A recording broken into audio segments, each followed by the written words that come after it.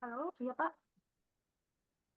Iya, saya nggak tahu nih kenapa, tapi suara CD tempat saya kecil sekali. Eh, Sekarang masih kecil Pak. Di tempat Angel, Christina, gimana? Kecil juga nggak suaranya? Iya, kecil. Kecil Pak. Hampir nggak terdengar sama saya di sini. Tes halo. Hmm, pakai dua device?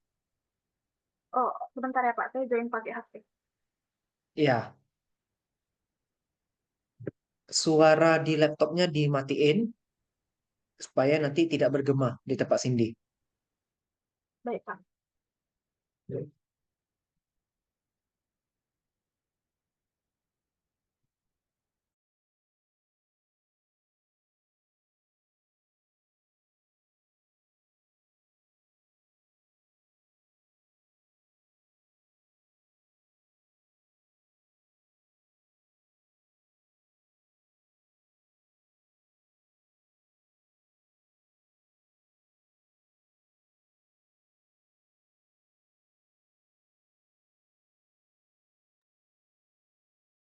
Apa udah jelas, Pak?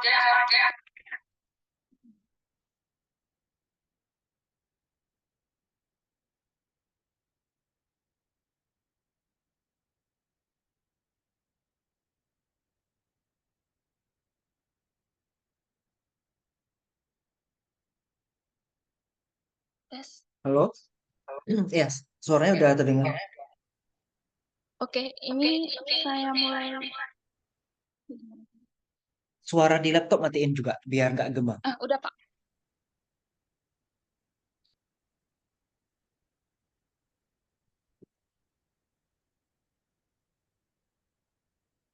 Ya, silakan 10 sampai 15 menit. Oke, sebelumnya perkenalkan nama saya Cindy dengan NIM 21622010014 Program Studi Akuntansi Fakultas Bisnis 2024.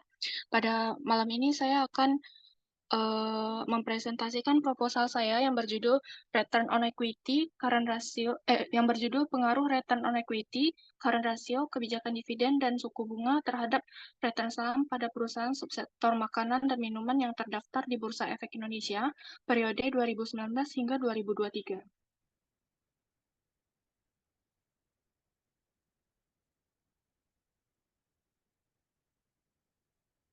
Berikut slide yang ditampilkan adalah jumlah penduduk Indonesia yang terus meningkat dari tahun 2019 hingga tahun 2024 di pertengahan.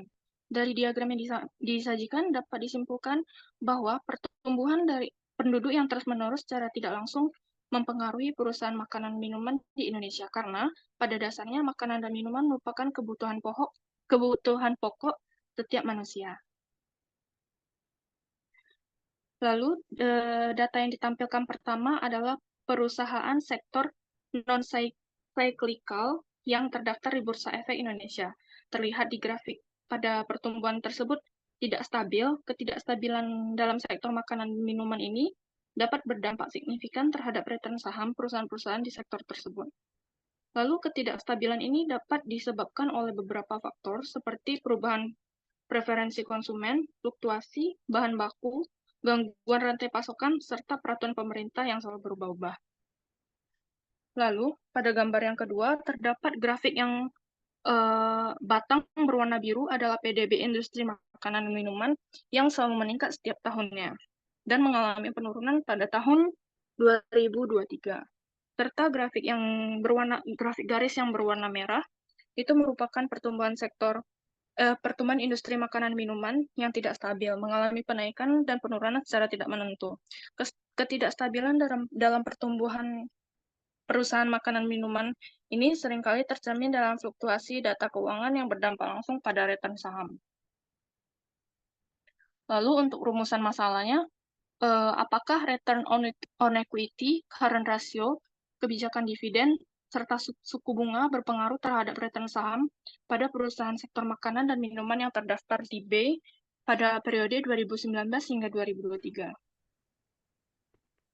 Untuk tujuan penelitiannya, untuk meneliti dan menganalisis pengaruh return on equity, current ratio, kebijakan dividen, serta suku bunga, apakah berpengaruh terhadap return saham pada perusahaan sektor makanan dan minuman yang terdaftar di BEI pada tahun 2019 hingga 2023.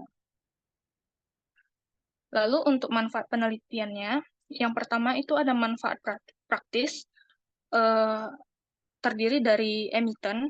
Emiten ini diharapkan dapat memberikan manfaat dalam pengambilan keputusan dan kebijakan serta peningkatan kinerja perusahaan, utamanya dalam hal finansial guna untuk memperoleh keuntungan.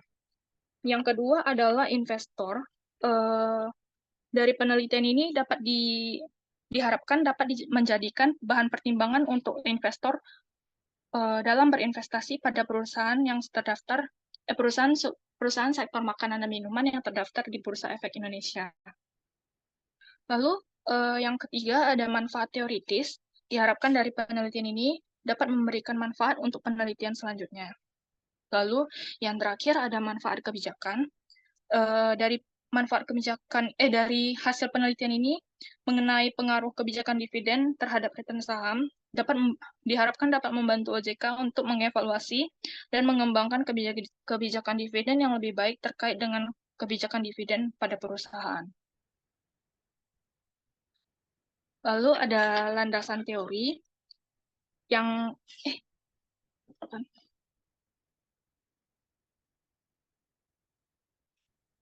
Lalu ada landasan teori. Yang pertama itu teori sinyal. Menurut Lesmana 2021, teori sinyal adalah perusahaan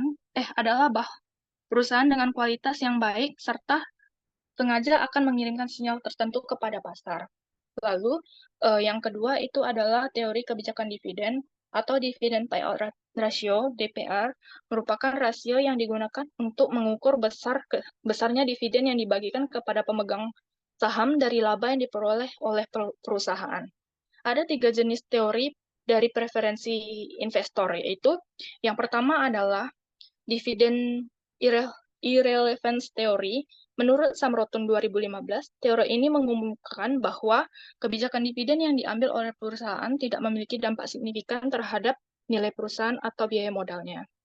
Dengan kata lain, nilai suatu perusahaan tidak ditentukan oleh seberapa besar dividen payout ratio yang diterapkan.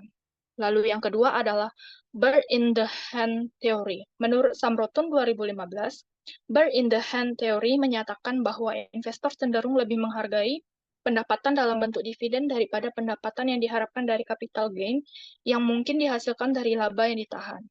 Lalu yang terakhir adalah tax preference theory. Teori preferensi pajak menyatakan bahwa investor cenderung lebih memilih perusahaan yang membagikan dividen rendah atau bahkan tidak membagikan dividennya sama sekali. Ini disebabkan oleh perbedaan perlakuan pajak antara dividen dan keuntungan modal atau capital gain. Lalu ada pula 3 teori dalam mengukur atau memprediksi return saham dalam pasar modal, yaitu yang pertama adalah cost of capital theory. Cost of capital theory adalah konsep yang menjelaskan bahwa biaya modal suatu perusahaan merupakan biaya yang harus ditanggung perusahaan untuk memperoleh dana, baik melalui ekuitas, utang, atau kombinasi keduanya. Lalu yang kedua adalah arbitrase teori. Arbitrase teori adalah konsep dalam keuangan yang menjelaskan bagaimana keuntungan dapat diperoleh tanpa risiko melalui perbedaan harga di pasar yang berbeda. Lalu yang ketiga, Capital Asset Pricing Model atau CAPM teori adalah model keuangan yang digunakan untuk menentukan hubungan antara rasio dan pengembalian yang diharapkan dari sebuah aset, khususnya dalam saham.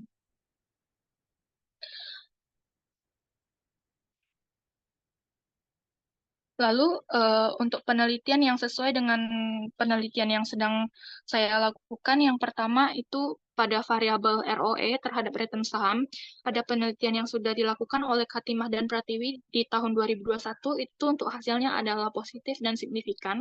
Sedangkan penelitian yang dilakukan oleh Siddhartha dan Syarifuddin di tahun 2022 adalah insignifikan.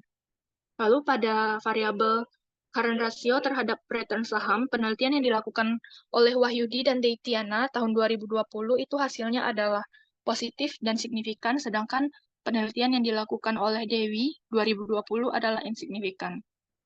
Selanjutnya, variabel kebijakan dividen terhadap return saham, itu untuk penelitian yang dilakukan oleh Astarina pada tahun 2019 untuk hasilnya adalah positif dan signifikan, sedangkan penelitian yang dilakukan oleh Dewi 2020 adalah insignifikan.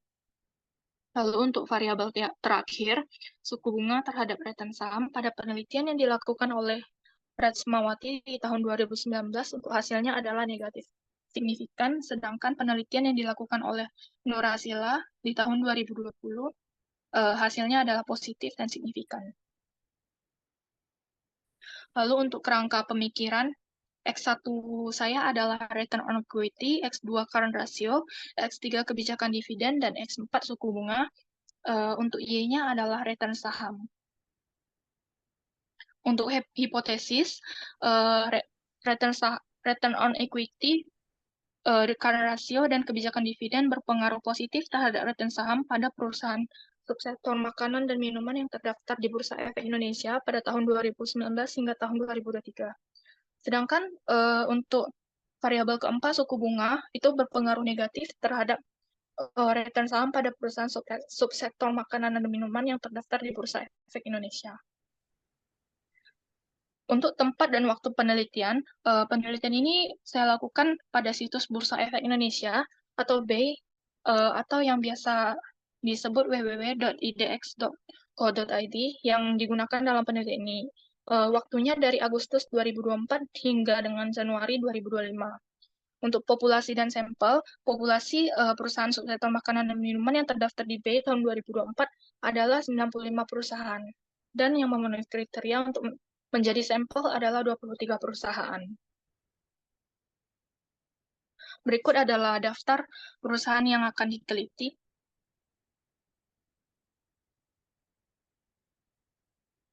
Lalu untuk metode penelitian, teknik analisis data, yang pertama adalah analisis deskriptif. Analisis deskriptif adalah metode statistik yang digunakan untuk mendeskripsikan atau menggambarkan data yang telah dikumpulkan dalam suatu penelitian.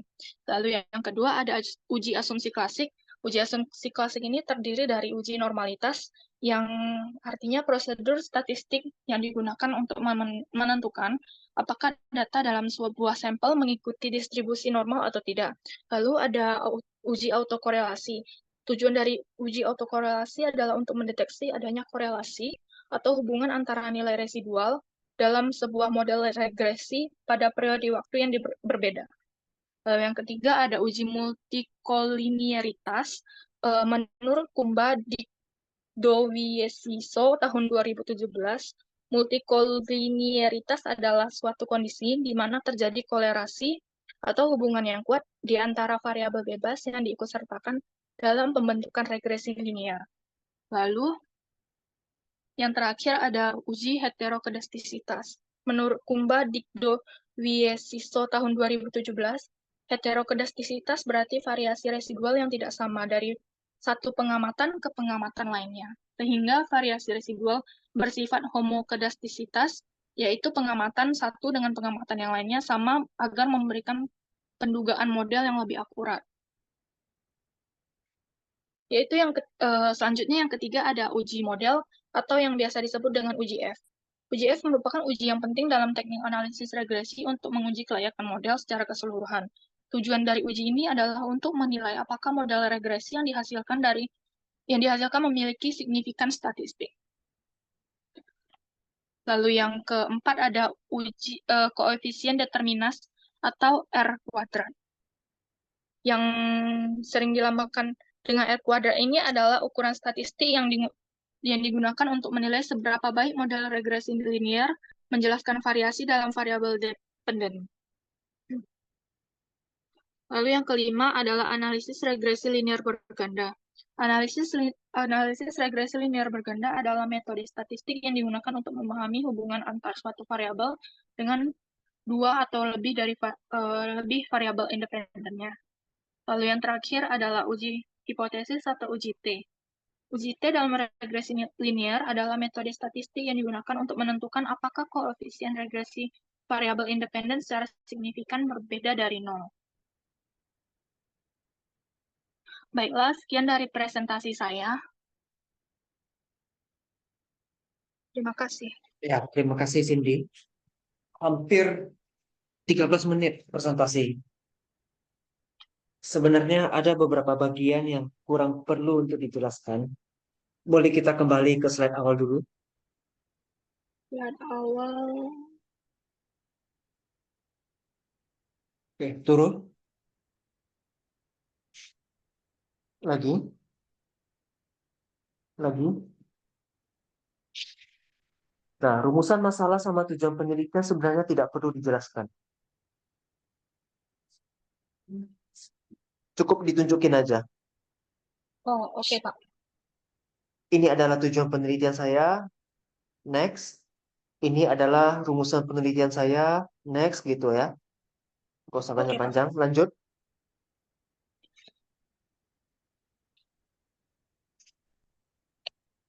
Ini juga nggak usah terlalu panjang.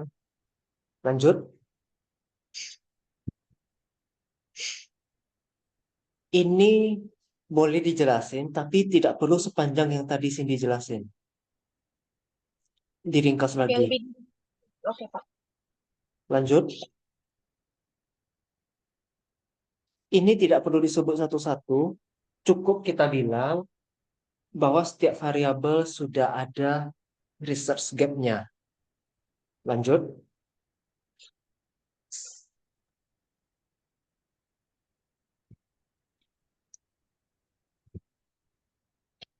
Nah, di sini yang sebenarnya penting untuk dijelasin. Di atas panel itu dibikin H1, lalu dibikin dalam kurung tandanya plus atau negatif.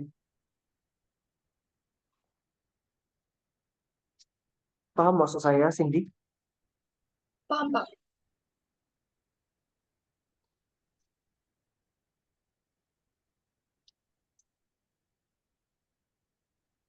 Itu, kayak yang saya cek barusan. Paham. Nanti buat seperti itu. Di bab 2-nya juga buat seperti itu. Oke, Pak. Lanjut. Oh ya, di kerangka pemikiran ini sekaligus kita jelasin hipotesis. Oh, oke. Berarti untuk RW slide yang di pengaruh. Jadi ini nggak usah slide yang ini sebenarnya. Karena ini oh, bisa langsung kita masukin di kerangka pemikiran. Tapi kalau mau dimunculin aja nggak apa-apa. Tapi nggak usah jelasin. Karena kita jelasinnya di kerangka lebih enak liatnya. oke, Pak. Lanjut.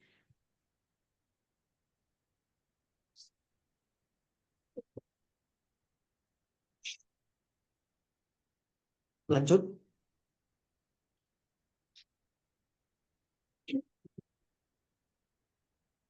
Ini cukup ditampilin aja ya. Lanjut. Ini juga nggak usah dijelasin semua. Cuma perlu kita bilang aja bahwa kita akan pakai uji ini, selesai. Lanjut, bisa. Habis. Definisi operasional variabel belum masuk ya. Definisi operasional Kan variabel belum, Pak. bentuk tabel kan. Mm-mm. Ya, tabel aja langsung di copy ke sana. Sebelum teknik analisis data.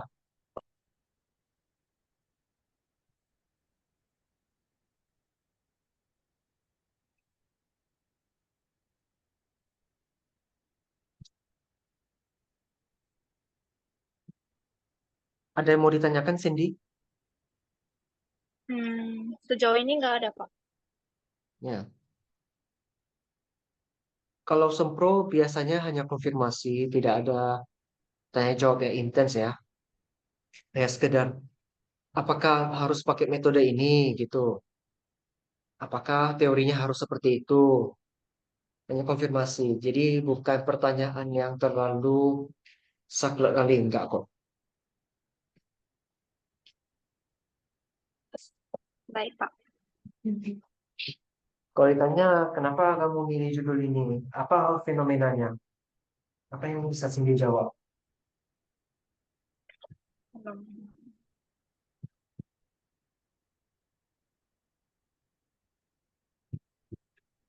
Karena setiap tahun tuh pertumbuhan penduduk di Indonesia tuh terus meningkat, Pak. Terus tentunya berpengaruh terhadap perusahaan makanan dan minuman. Terus di kalau dilihat dari fenomenanya kan sebenarnya datanya nih belum stabil gitu Pak, masih naik turun gitu. Jadi penasaran apa yang mempengaruhi data ini sampai dia tuh naik turun terus gitu. Nah, terus kaitan ke variabel Y-nya apa?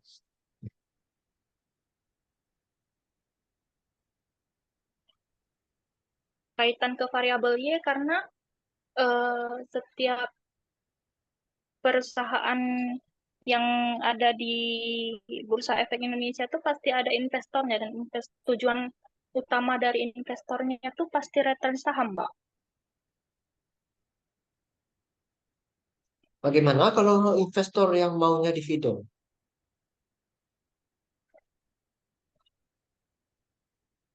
Kayak saya investor, saya maunya dividen, saya nggak mau return saham karena saya nggak mau jual saham saya.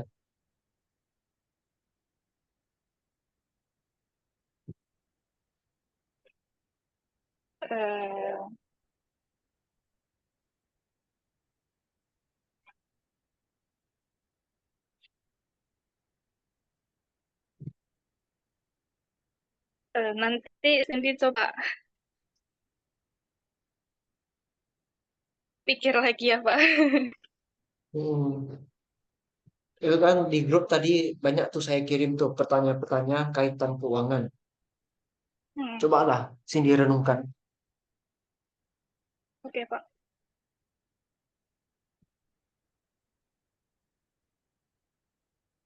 Tutup mata, kepalkan tangan ke jantung kita, pikirkanlah apa jawaban dari pertanyaan itu. Baik, Pak.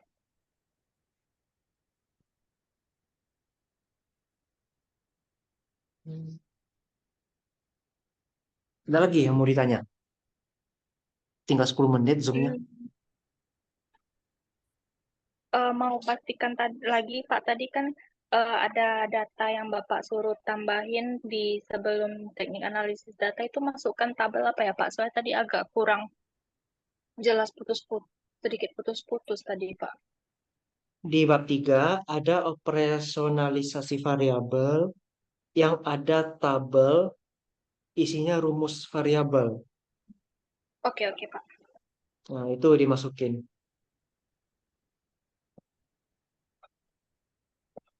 Oke, not, Pak. Putus-putus suaranya Cindy. Noted, Pak.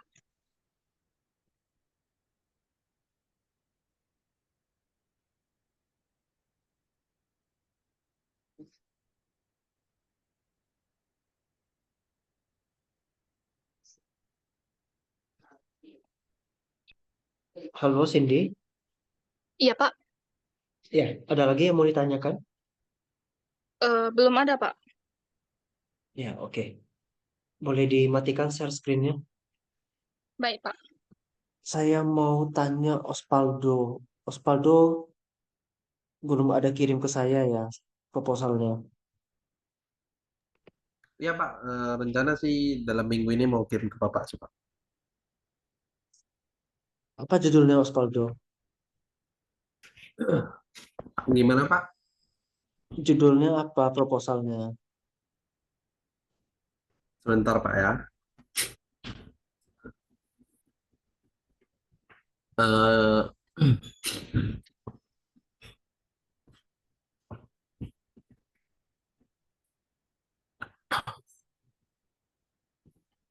Yang lain kalau ditanya judul harus bisa langsung jawab juga. Masa judul sendiri nggak hafal itu nanti penilaian penguji bisa berbeda.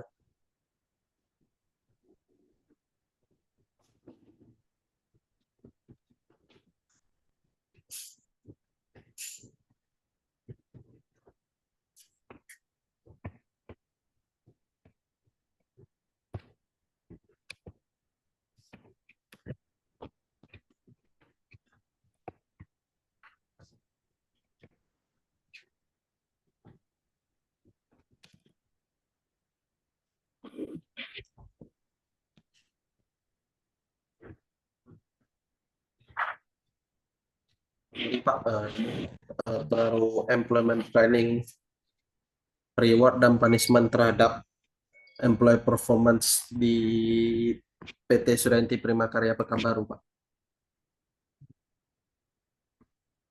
Kalau bisa judulnya fokus pakai bahasa Indonesia aja. Oke, Pak. Berapa variabel X-nya, Osvaldo? 3, Pak. Oke, 3 udah standar ya. Iya, Pak. Ya segeralah dikirimkan. Kalau paling tidak bab 1 dulu. Jadi biar bisa saya Oke, cek. Pak. Jadi kalau salah bisa langsung ketahuan. Jadi nggak beruntun kesalahannya Oke, sampai bab 3. Nanti kan jadi 2 kali kerja. siap, Pak.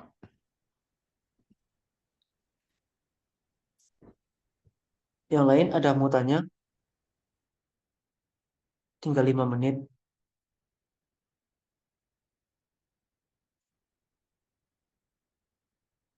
Oke lah, kalau nggak ada yang mau nanya, saya akhiri ya Zoom-nya. Ya, mungkin dalam waktu dekat kita akan Zoom lagi ya, karena saya harus terus pantau perkembangan kalian. Terutama yang jarang ngirim file proposalnya ke saya. Oke ya, saya ucapkan terima kasih. Semoga bisa bagus ya, proposal kalian bisa lulus 3,5 tahun juga. Selamat malam. Saya akhiri ya. Malam Pak, makasih Pak.